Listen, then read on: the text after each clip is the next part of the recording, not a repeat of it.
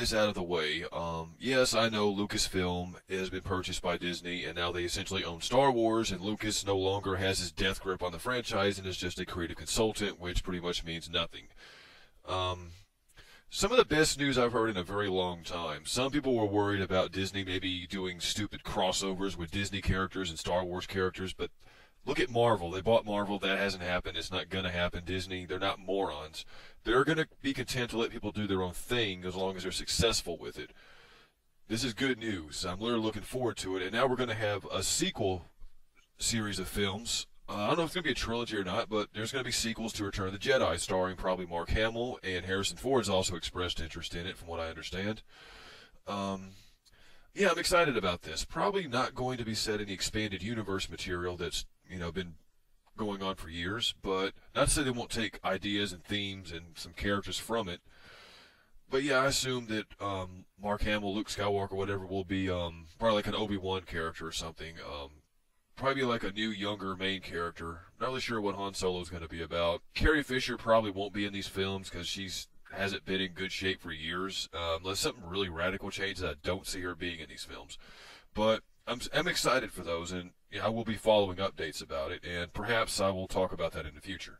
But the main purpose of this video is to talk about Star Wars-based video games and essentially what they're doing wrong now.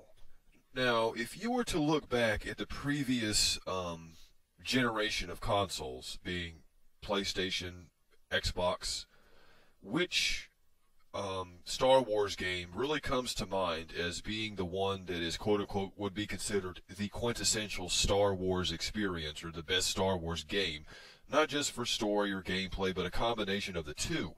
After research, I found that majority opinion tends to fall on my side when I say the Knights of the Old Republic series, or maybe the first game or second, whichever one you want to say. They're both on Xbox, so either one's legitimate. This is the game, or the games, that kind of set the standard for the Jedi storytelling stuff, and gameplay's okay too, RPG, but, kind of clunky interface, doesn't matter. But it is the quintessential Star Wars experience. Even some of the other games, like the Jedi Knight series, that was good. And of course, the Battlefront series needs no introduction. Classic, epic stuff all the way around. I mean, you don't even need a story for Battlefront. It's just get the great Star Wars battles, the whole set pieces together, and play one side or the other. I mean, it is massively entertaining. But here's the thing. When you look to this generation of consoles, Xbox 360, PlayStation 3, what do we have?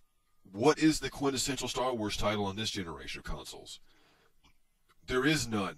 Instead of like an epic game to exemplify and exhibit everything Star Wars has, we have crap like the Clone Wars, and we have like Kinect Star Wars. I mean, seriously, this is the best we can do? And The Force Unleashed had an interesting premise and could possibly have worked if the story hadn't been crap and the characters' motivations completely ridiculous. But even The Force Unleashed has more in common with the Jedi Knight series, but except it focuses on Force powers instead of lightsaber. It's like weekend rental, like 4, 5, 6, 7 hours, you're done. It really has no lasting appeal whatsoever. And here comes a big one. Now, I seriously am going to ask a question, and I want someone to post a comment explaining this to me. Because if someone understands this and I don't, I would like them to tell me so I can understand it. Because no matter how much I run this through my brain, it doesn't register. It's like, no, it doesn't work at all. So here's the question.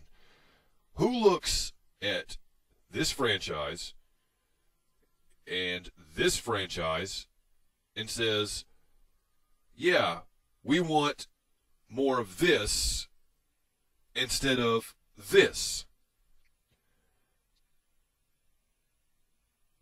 Yeah, instead of making a sequel to a really good selling Star Wars title that was very popular and eagerly anticipated, you have to write some illogical, contrived nonsense to force a sequel out of a story that wrapped itself up at the end of the last game. As retarded as Starkiller's story was, it was over. He died. End of story.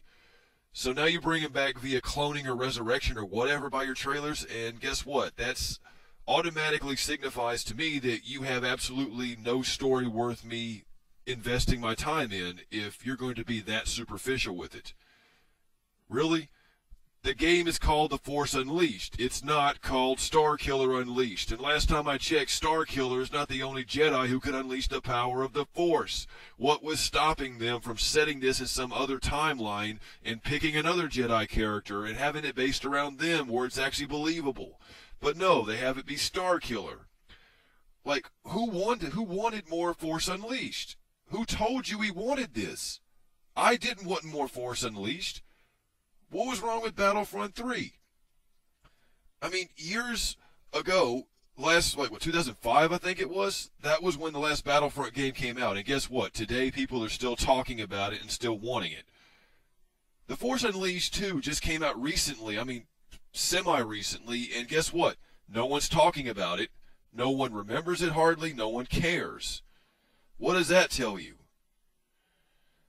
I understand. I mean, if they have this massive hard-on for Starkiller, here's what. Make him a Jedi hero character in one of the maps in the Battlefront 3. There you go. You can have your cake and eat it too. Though I've never actually really understood that term, since I think it's fairly reasonable to want to eat cake that you actually have. But I'm getting off track here. But anyway, the question stands. If someone can figure that out, please let me know and help me understand, because, yeah, I really need help on this one because, yeah, it's not working.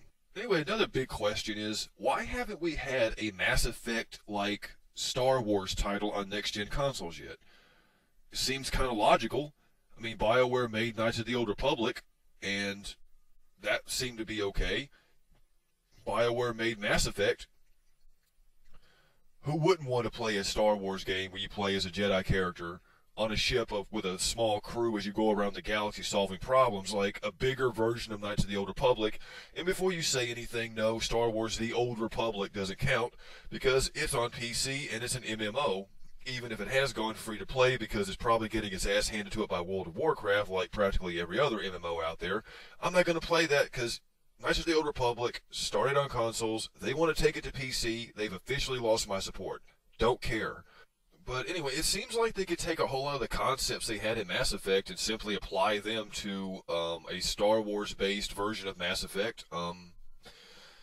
You know, like the Renegade interrupts could easily be Dark Side interrupts. And, you know, the morality system, hell, it could be like you go so far down the dark side that you get fewer chances to actually pick good options because, you know, the further you go, the worse things get.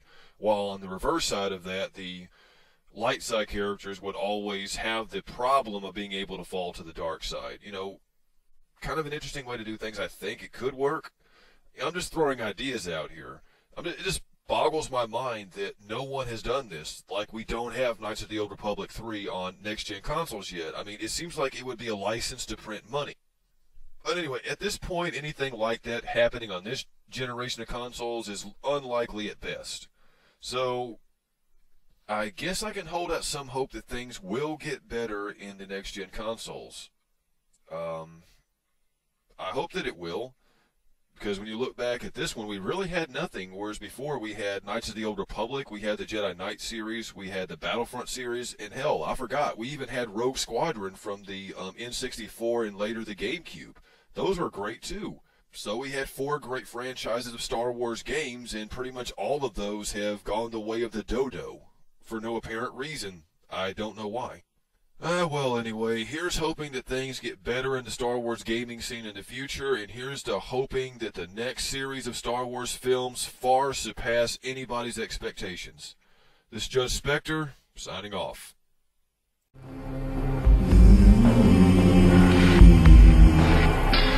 But what is this that I